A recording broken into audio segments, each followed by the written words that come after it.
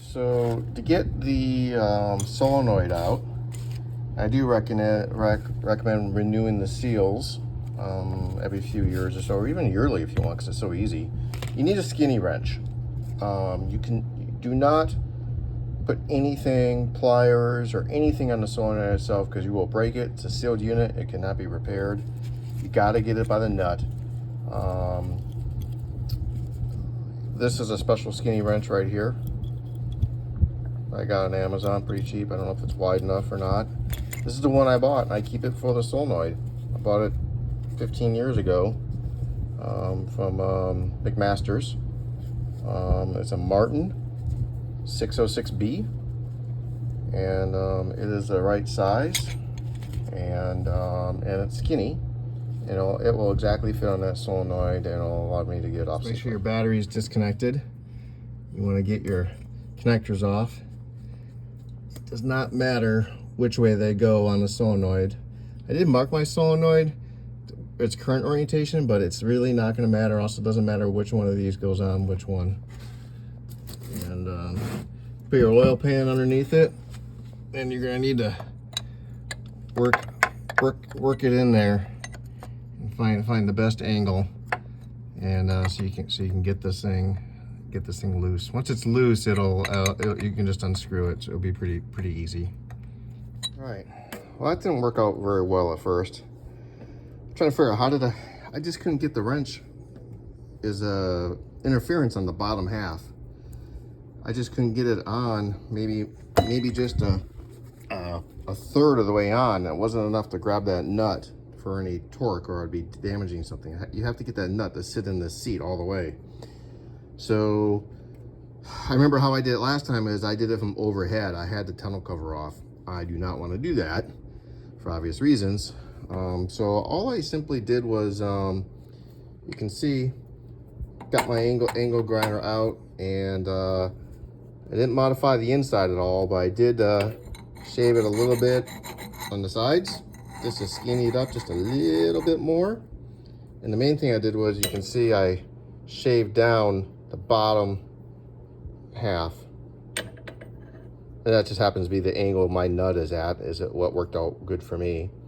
And I just worked it like this. And I did it 2 times. First time didn't fit, second time, put this on, bam, nut went all the way in. I had full torque, I could break it loose. Once it's broke loose, you're just gonna unscrew it. So I did that to modify my wrench a little bit. In extreme cases, you actually may need to cut this handle in half. So I have modified this wrench twice now.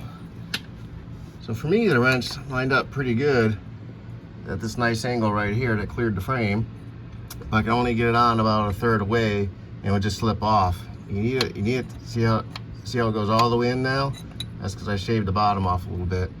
Your angle may be completely different than mine, and you may need to go a little further up and then clear this frame. So you may need to cut this handle in half to make it a little stubby.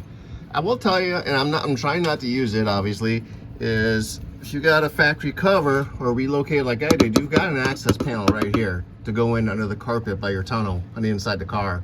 And you can get at this a little bit through here. I'm just trying to do it down here.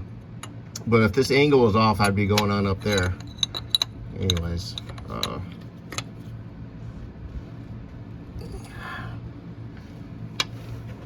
I should be able to get it off now. Sorry, I needed 2 hands. All I needed to move was just like a 1/16 of an inch. And all you gotta do is break that seal, and it'll just unscrew very easily by hand once you break that initial seal. Might be a little oil coming out, so have your pan ready just in case. Make sure your battery is disconnected and the leads are disconnected. I think there's a copper O-ring or something on this thing. Oh, here comes the oil.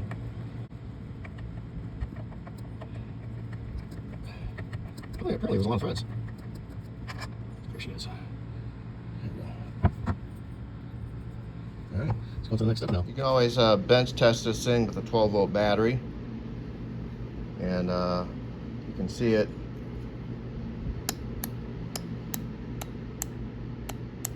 I don't know if you can see it, but It's that solenoid inside is going in and out, and the key is to make sure it's returning.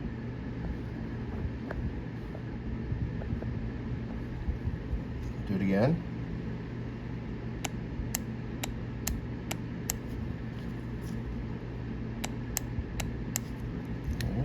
Doesn't matter positive and negative which side.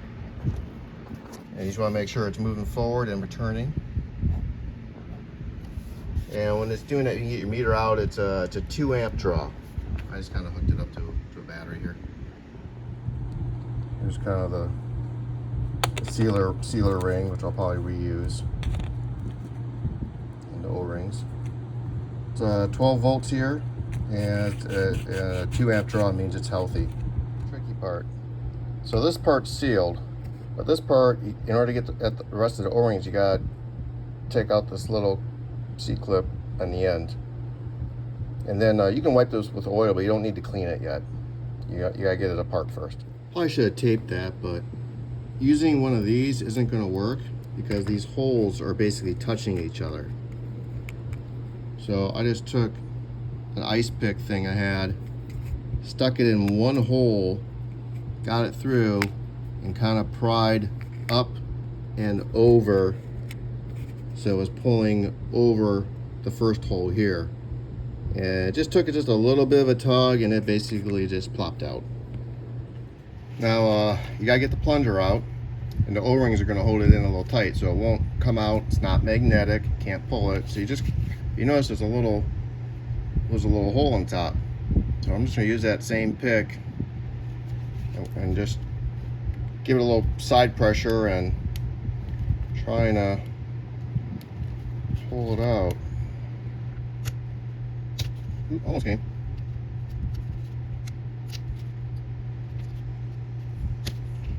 Yeah, I just kept tugging on it a little bit, and eventually it'll just pop out. It's no big deal. There's a little spring in here. Definitely want to be very careful with that spring. I think then that can come out. I switched to a flat ice pick. I just gave it a little tug on the grooves in here. Seems to be moving forward a little bit. Probably there's a little hole in this one too. But you just gotta keep very gently working it out. It'll come. Oh, see, it's starting to pop out now. Oh, there went the spring. Don't lose your parts. Anyways, sometimes switching from one hole to the other does help for some reason. I don't know why. Anyways, there we go. There she is. Look, there's the O-rings. Dun, dun, dun. All right. Now you can, so you've got 1, 2, 3, 4, 5 O-rings to replace. So now you can remove the O-rings, and you can clean this up, some solvent, petrol, whatever. I like to shine everything up with some Neverdol for this product. That works good.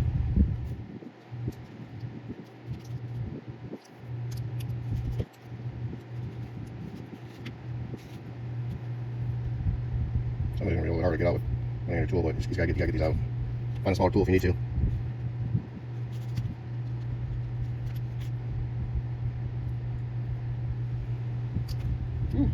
Strong little O-rings. So what worked good for me on these little O-rings is just to get it hooked and just twist it until they break. If they're old, they're gonna break pretty quick. Boop. Now it's gone. Now it's gone.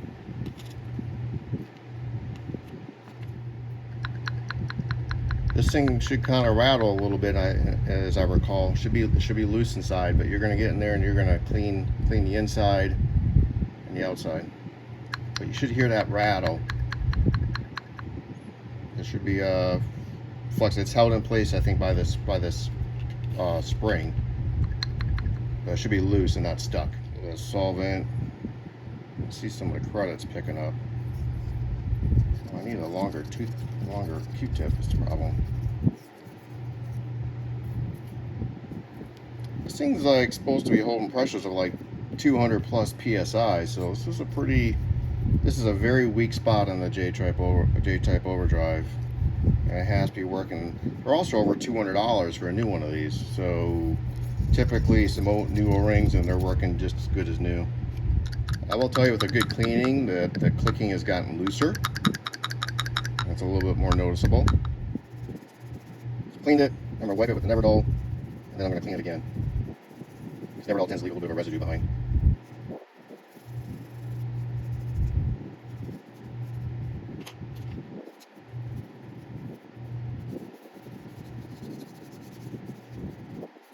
Sure to get into that plunger in there real good. Stick a red pipe in there, turn it upside down, give it some squirts, you'll see some black stuff coming out. Get that plunger nice and clean in there. Mine's pretty clean. I can tell you, the first time I did this, all this was really, really filthy. You couldn't even hardly see the brass or bronze or whatever this is. So it's actually in really good shape right now. See, it just needs a little further cleaning. You're going to want to shoot some air, preferably canned air that's got no moisture in it. Petrol or brake cleaner. We want to make sure it gets out of there.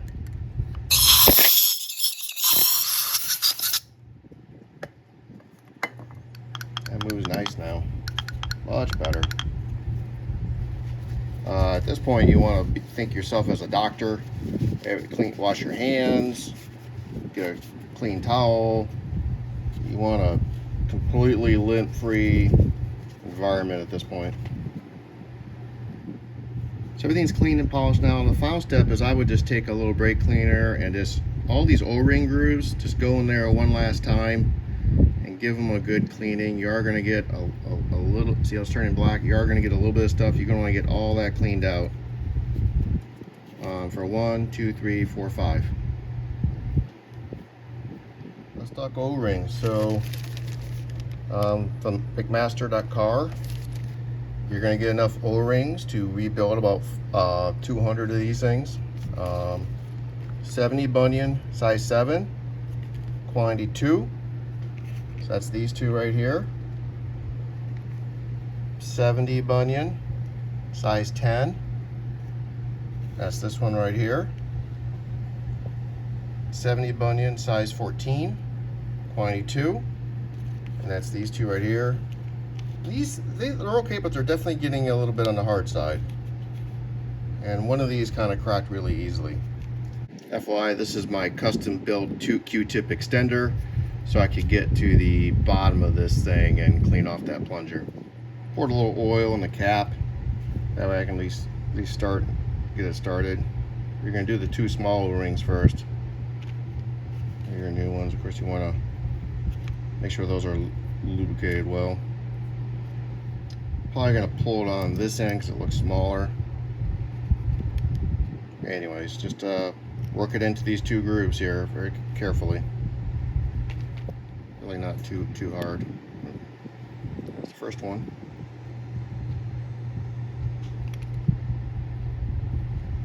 I'm trying not to use any tools here. I'm just trying to force it over with my finger pressure. A little bit more difficult to get past this other O-ring, but there we go. But certainly possible.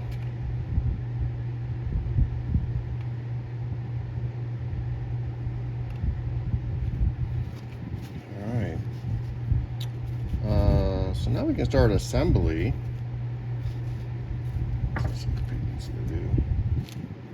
You're gonna maybe try and get some oil down in here.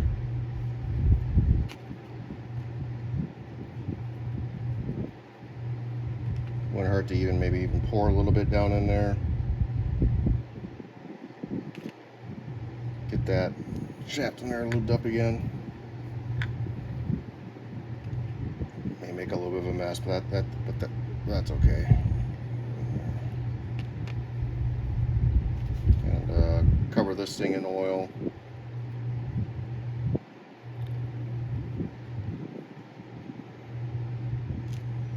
Yeah. That's simply going to go in there like this.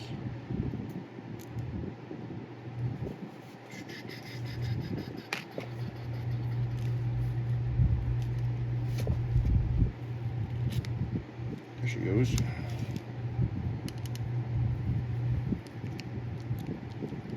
Should have a nice positive movement in there. Alright. Now we can move on. I'm going to do the big ones at the end once it's assembled. Now we're going to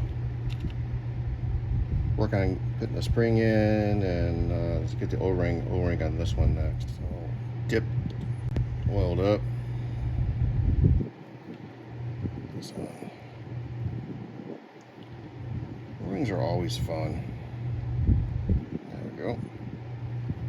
All done. Dip that spring in there.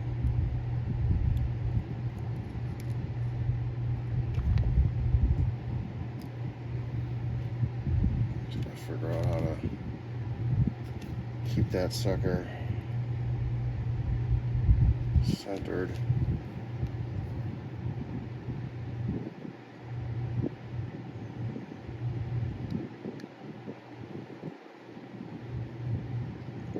Right there.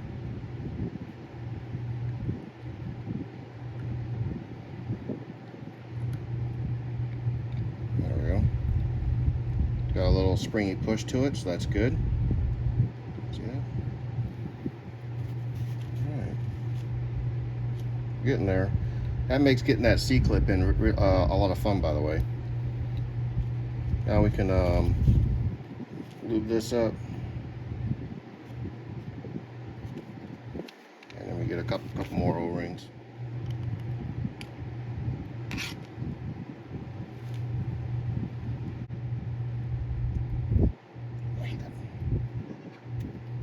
I forgot to get over this big ass ridge here.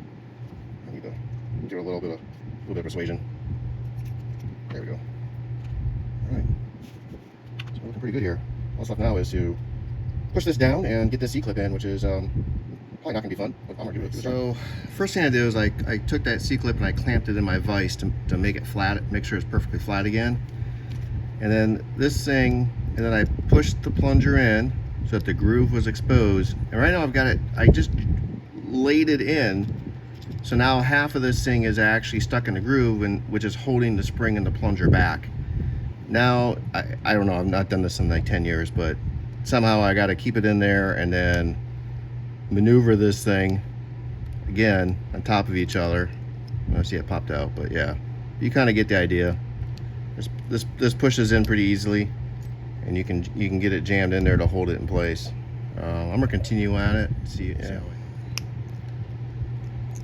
It just kind of, just like I said, I cocked it in there loose. I yanked on it with my pick. To be honest, it just kind of fell in there. Really wasn't that big of a deal, and still got a little bit of plunging looseness to it. It's nice and loose. Yeah, so it's in the groove, so we should be good to go. Pour some more oil over the assembly, best you can. It'll leak, a lot of leak out, but that's all right. You can repaint this body if you want to. I'm going to skip that for me right now. So you want to wire brush and clean up your contacts. I would recommend, maybe you can do it on the car too, but maybe put a little dielectric grease on the end.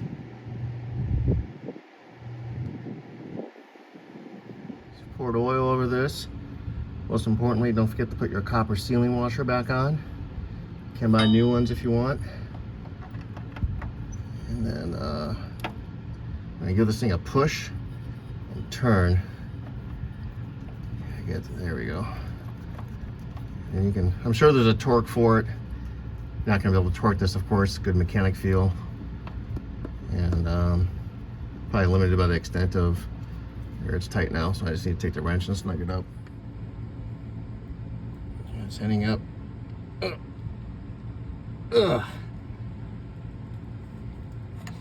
Right right back where it was, which is fine. And then you can find your wires and then hook them back up to the contacts. Doesn't matter which one they go on. There you go. One's a ground wire, one's the power. There you go. All right, first test drive. See if the overdrive works.